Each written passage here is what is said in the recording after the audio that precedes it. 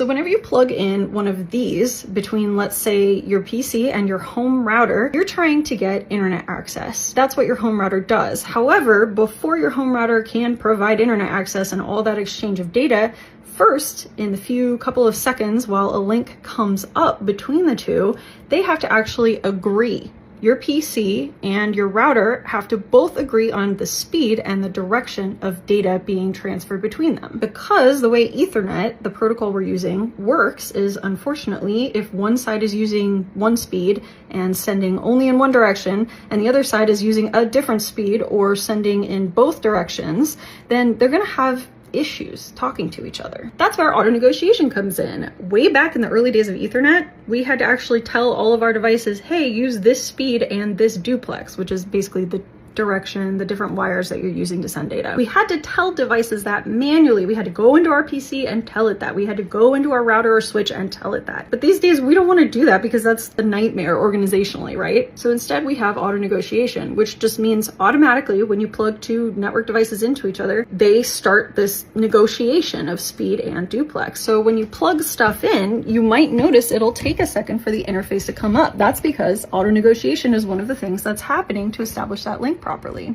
Take my connection from my PC to this little switch, for example. When I plug it in, you see how it takes a few seconds for that link to come up, for that little LED to start blinking? That's auto negotiation happening, and some other stuff, but we're not going to talk about that in this video. So what I was showing you with the O-scope in that video is basically you can see auto negotiation happening at the bit level right here. You can't see it in something like Wireshark, which you may or may not be aware of as a program that can show you almost every layer of the OSI model of data, except for the physical layer. Hope that was interesting and made sense. Let me know if you have any other questions.